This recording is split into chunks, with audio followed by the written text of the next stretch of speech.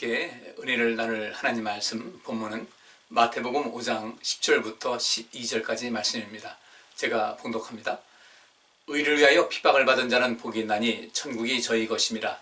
나를 인하여 너희를 욕하고 핍박하고 거짓으로 너희를 거스려 모든 악한 말을 할 때에는 너희에게 복이 있나니 기뻐하고 즐거워하라. 하늘에서 너희의 상이 큼이라.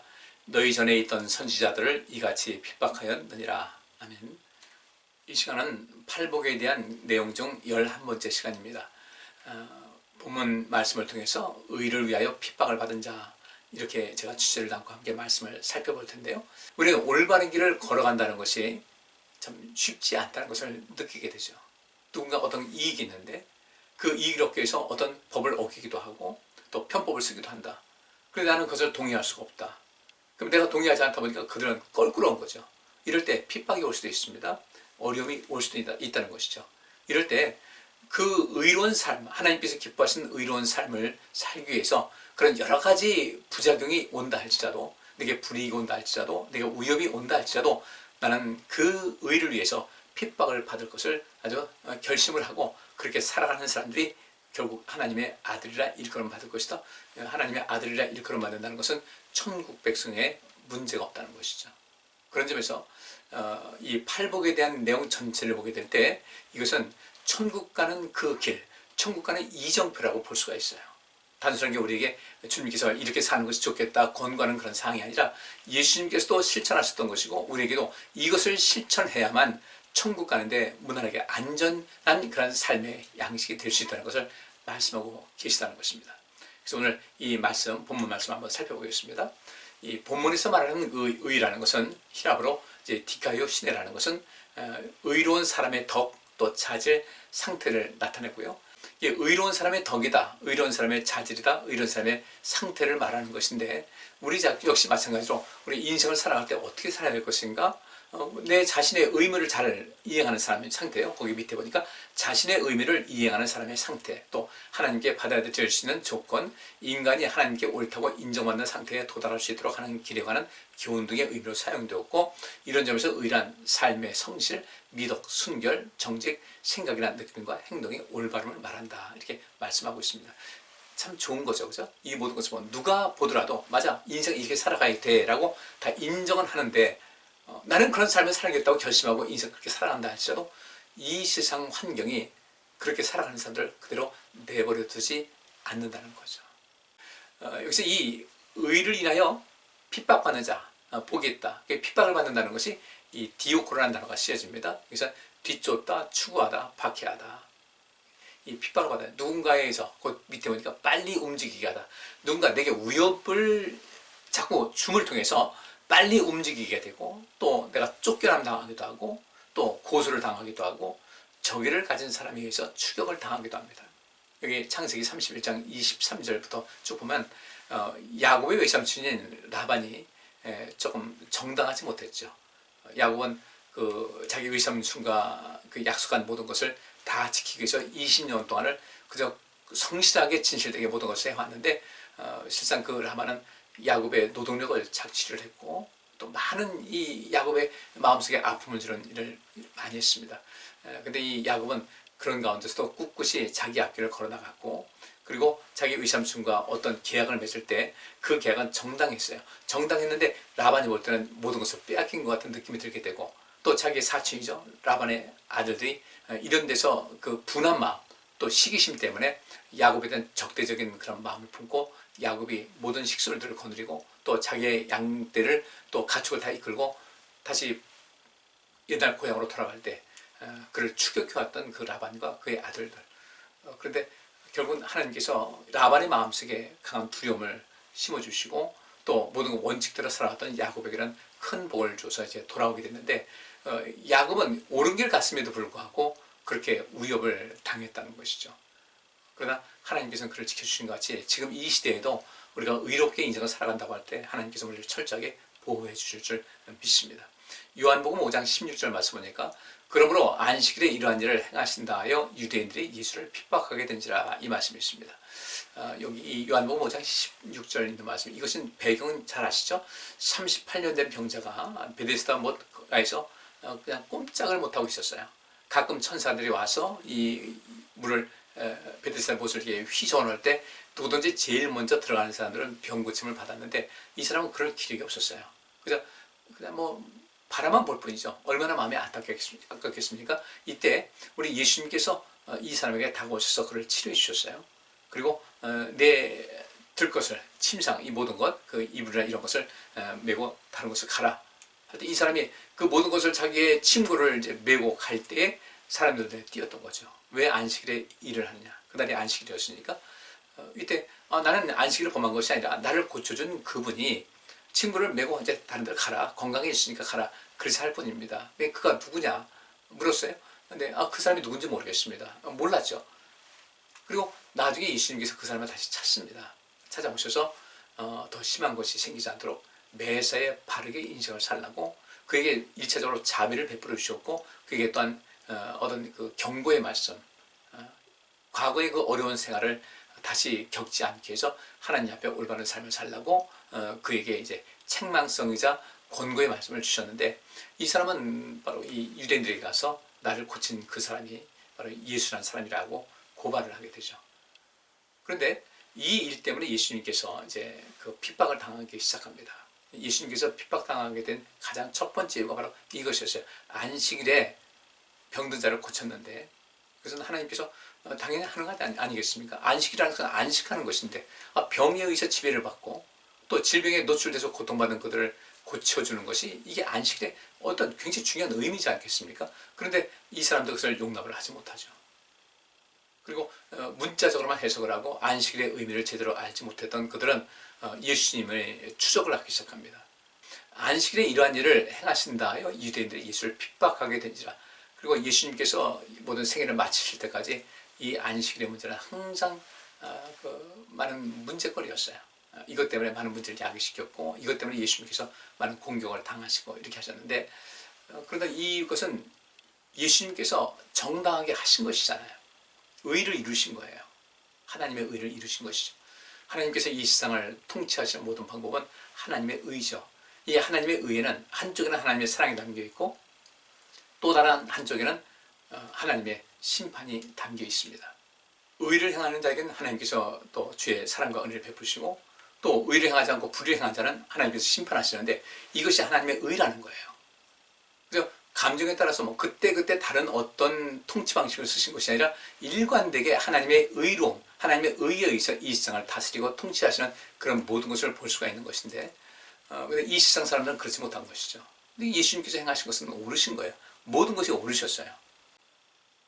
예수님을 핍박했던 많은 사람들, 그중에는 계속의 어떤 신앙적인 신념 때문에 유대교회에서의 어떤 신앙적인 신념 때문에 그렇게 한 사람도 있겠지만 사실 대부분의 사람들은 그런 그 신앙적인 신념보다는 어떤 그 이해관계에 얽혀서 예수님을 핍박하고 그렇게 한 것이죠. 이런 것을 우리가 좀 관심 갖고 어떻게 하는 것이 우리가 바르게 인생 사는 것인가 좀 살필 필요가 있습니다. 디모데후서 3장 12절 보니까 무릇 그리스도 예수 안에서 경건하게 살고자 하는 자는 핍박을 받을 것이다 이렇게 말씀하고 있습니다. 그렇습니다. 예수 안에서 경건하게 살고자 하는 사람들, 하나님 말씀대로 하나님 뜻대로 살고자 하는 사람들은 핍박을 받을 것이다. 세상 구조가 그렇게 생겨 있습니다. 유대교인들 그 사이도 그렇고 오늘날 우리 모든 사회 모든 구조가 많이 안타깝긴 하지만 모든 사회 구조가 이 세계 구조가 그렇게 그리스도 안에서 경건하게 살고자 하는 사람들은 핍박을 당할 수밖에 없게끔 그렇게 만들어졌다는 거예요. 실질적인 어떤 외압에 의한 핍박도 있겠지만 우리가 인생 살다 보면 난 법대로 원칙대로 인생 살아간다고 할 때 가끔씩 그 법을 어기는 사람들이 있어요. 근데 여기서 이 핍박을 받는다는 것이 뒤쫓다, 추구하다, 박해하다는 뜻도 있고 또 한 건데 보면 열심히 추구하다, 장려하다, 어떤 것을 성취하려고 노력하다, 얻으려고 애쓰다, 하나님에 대한 존경을 힘쓰다, 그리스도 예수께 잡힌 바 된 것을 잡으려고 쫓아가다 이런 말씀이 있습니다. 그렇게 약간 좀 서로 양극성이에요. 하나는 핍박하는 입장이 있는 것이고 이 핍박이라는 것 자체가 또 다른 것에 보면은 굉장히 열심히 뭔가를 추구한다는 거예요. 디오코라는 단어에 그렇게 다양한 그런 뜻이 담겨 있는 거예요. 열심히 추구하고 장려를 해요. 핍박을 하는 사람 입장에서는 핍박하기 위해 굉장히 열심히 합니다. 바울이 얼마나 예수 믿는 사람들 핍박했어요. 그게 열정이었습니다. 근데 바울이 이제 그 모든 열정을 내가 방향성이 잘못됐구나 하는 것을 깨닫고 나서 어떻게 됩니까? 예수 그리스도에서 헌신하기로 작정을 합니다. 예수 그리스도께 잡힌 바 된 그것을 잡으려고 열심히 쫓아가는 것도, 이것도 이 핍박을 받는다, 이 디오코라는 단어에 같은 뜻이 담겨 있습니다. 그래서 우리가 많은 핍박을 받고 신앙생활하면서 어떤 불이익같이 여기지만 사실 불이익이 아닌데도 불구하고 이렇게 불이한 방법으로 모든 것에 이익을 챙기는 그런 사람들을 바라볼 때 마치 내가 불이익을 당하는 것 같은 느낌이 든다 할지라도 우리는 그것은 절대로 불의의 재물을 바라지 말라고 그랬으니까 불의의 기회를 내가 찾으려도 하지도 마시고 우리가 인생을 살면서 하나님의 뜻대로 인생을 살아가는 원칙대로 살고자 하는 그런 그 마음을 가지고 열심히 하나님에 대한 존경심 갖고 또 예수께 잡힌 바 되어서 예수 그리스도를 목표로 삼고서 끊임없이 살아가는 이 삶의 양식을 갖고 사는 것도 이 핍박을 받는다, 핍박받다라는 그 디오코라나 함께 쓰여지고 있다 하는 것을 봤을 때 우리는 주님께서 기뻐하시는 삶을 위해서 내가 내려놓을 건 내려놓고 인생을 살아가는 그런 모습이 되어야 할 줄 믿습니다.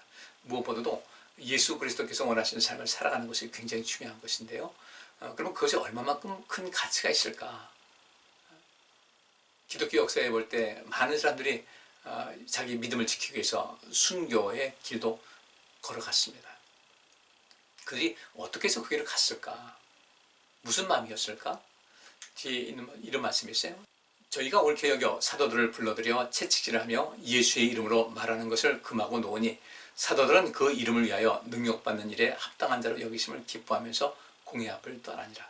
저희가 날마다 성전에 있든지 집에 있든지 예수는 그리스도라 가르치기와 전도하기를 쉬지 아니하리라. 아멘. 여기 있는 말씀 보니까 이건 여러분 잘 아시는 내용이죠. 미문에 앉은 안진뱅이를 그 베드로와 요한 함께 동행하는 길에서 그 안진뱅이 그 장애인을 고치게 되죠. 이것 때문에 그 예루살렘 성이 큰 소동이 났습니다. 이렇게 평범한 사람들 또 연약한 사람들은 그 예수님의 제자들에 의해서 이런 기적이 나타나고 표적이 보이니까 그들은 또 다른 희망을 갖게 됐죠. 근데 예수님을 시기하고 또 단순히 종교적인 이유 때문에 예수님 핍박하고 죽였던 그 사람들 이제 얼마나 속이 시원했겠어요. 예수님을 십자가 못 박혀 죽였어요. 이제 끝났다. 이제 골칫덩어리 끝났다. 없어졌다. 근데 웬걸 이제는 성령께서 임하시니까 이전엔 예수님 혼자 이렇게 모든 일을 많이 하셨는데 이제는 성령 받은 많은 제자들이 여기저기서 하나님의 일을 감당하다 보니까 이들이 감당할 길이 없는 거예요. 그 중에서 가장 대표적으로 이 미문에 앉은 그 장애인을 고친 그 현장에 있던 베드로와 요한을 이제 소환하고 또 그들을 위협을 하죠. 위협을 하기도 하고 오늘 본문 말씀이니까 채찍질까지 했다고 그랬는데 이런 일을 행합니다.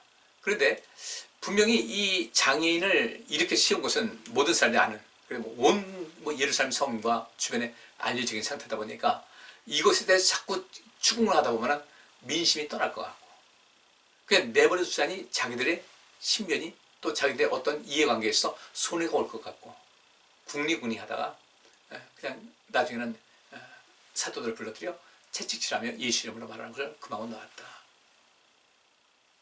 그러니까 이제 그 중간 방법을 택한 거예요. 이전에도 많은 사람들이 마치 메시아인 것 같이 나섰지만은 그러나 그 모든 것이 진실이 밝혀지게 되면 그들은 곧 이제 사그러들고 아무것도 아닌 것이 됐으니까 그냥 이들 자꾸 이렇게 문제 삼지 말고 이 사람들을 경고를 해서 협박을 해서 내보내자.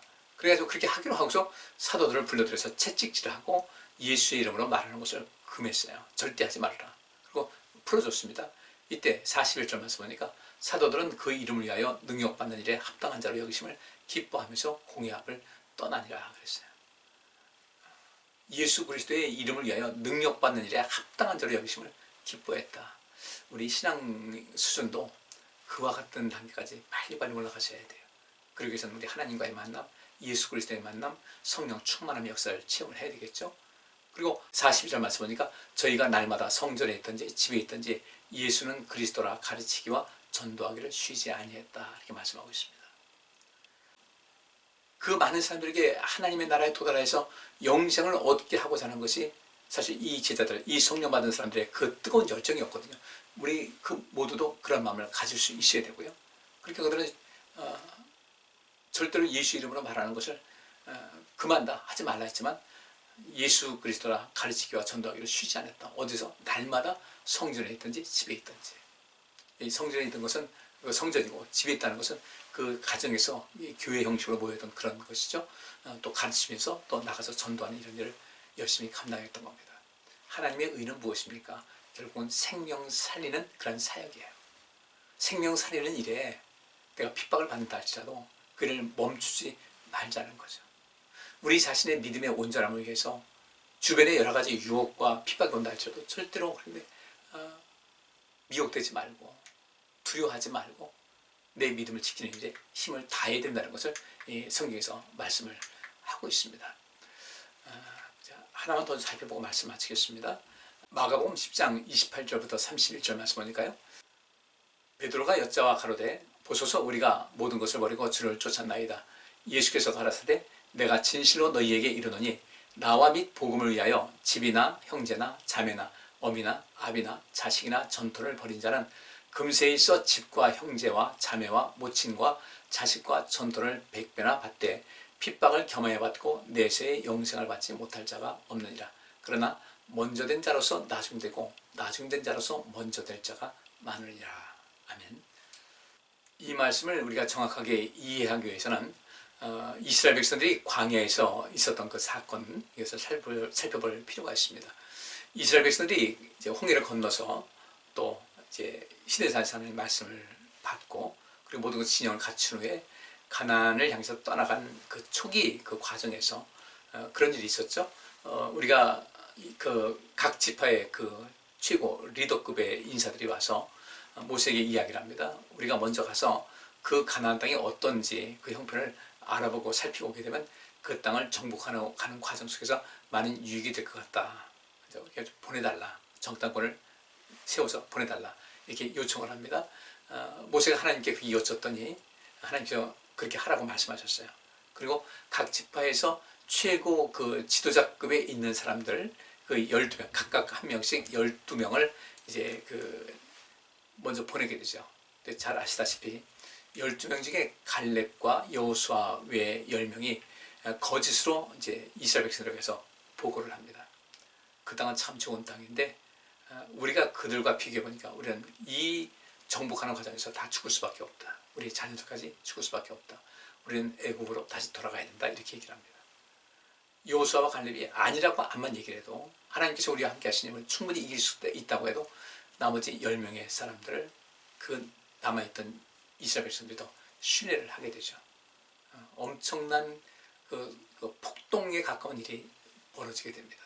하나님을 원망하고 하나님께서 이 과정 속에서 굉장히 진노를 하셨고요. 그리고 잘 아시는 대로 그들이 40일 동안 정탐을 했는데 그들을 좀 더 새롭게 정화시키고자 하는 의미로서 그 정탐했던 그 40일 하루를 1년씩 해서 40년 동안 광야에서 머물게 될 것이라고 말씀하십니다. 훈련하고 정화시키기 위한 그런 과정이었습니다. 어떤 그 징계의 차원도 있고 또 그들에게 어떤 꿈도 희망도 주고자 하는 그런 것이 있었는데 근데 그 애굽으로 돌아가고자 하는 그 사람들이 누구였습니까? 다 지도자급에 있는 이런 사람들이었어요. 이들은 애굽 땅에서 나왔습니다. 나왔는데 불만이 가득한 거죠. 왜냐하면 다른 이스라엘 백성들 고통스럽다 할지라도 그들은 어쨌든 그 애굽의 그 정권과 또 이스라엘 백성들 사이 속에서 중간에 매개 역할을 하면서 어떤 특혜를 많이 누리고 있던 사람들이었거든요. 근데 가나안 땅에 들어가면 자기들이 누렸던 그런 모든 것을 과연 계속해서 누릴 수 있을까? 회의감이 드는 것이고요. 믿음으로 갔으면 더 많은 것을 얻을 수 있었을 텐데 그래서 거짓 보고를 합니다. 그리고 애굽으로 돌아가자고 합니다. 하나님께서 진노하셔서 그들은 다 1차적으로 죽임을 당했어요. 그들이 왜 돌아가려고 했을까? 오늘 본문에 있는 말씀이 그겁니다. 여기 29절 말씀에 예수께서 가라사대 때 내가 진실로 너희에게 이르노니 나와 및 복음을 위하여 집이나 형제나 자매나 어미나 아비나 자식이나 전토를 벌인 자는 그랬어요. 이들이 그 정탐꾼 중에 10명 이들이 애굽에 돌아가게 되면요 다시 집을 얻을 수가 있어요. 또 형제나 자매나 어미나 아비나 자식이나 더 많은 것을 누릴 수 있게끔 할 수 있는 조건이 된 거예요. 지금도 뭐 정치권에서 있는 그 사람들 그렇죠. 뭐 이렇다 해서 말 많으면서도 수없이 그 미국을 비판하고 하면서도 또 미국을 자기 자식들을 보내는 이런 모든 것. 그게 어떤 권력이 있으면 재물이 뒤따르게 되고 그 속에서 어떤 특혜가 있는 거예요. 그래서 뭐 낙하산 인사가 생기게 되고, 자기 자녀를 어떤 연주를 이용해가지고 또 남자보다 이 불공정하게 또 취직도 시켜주고 하는 이런 모든 것. 과거의 이스라엘 백성들 그 정탐꾼 중에는 그런 것과 똑같은 사례라는 거죠. 근데 주님께서 말씀하십니다. 나와 및 복음을 위하여. 이 10명의 정탐꾼이 돌아가지고 하자는 것은 자기와 자기의 식솔들, 자기 주변 사람들에게 유익되기 위한 것. 나머지 이스라엘 백성들은 어떻게 되든 상관이 없는 겁니다. 근데 묘한 것은 그런 말에, 그런 그 자기 중심적인 사고를 가진 사람들이 거짓으로 보고하는데도 불구하고 그 말에 선동되는 사람들이 그렇게 많았다는 거예요.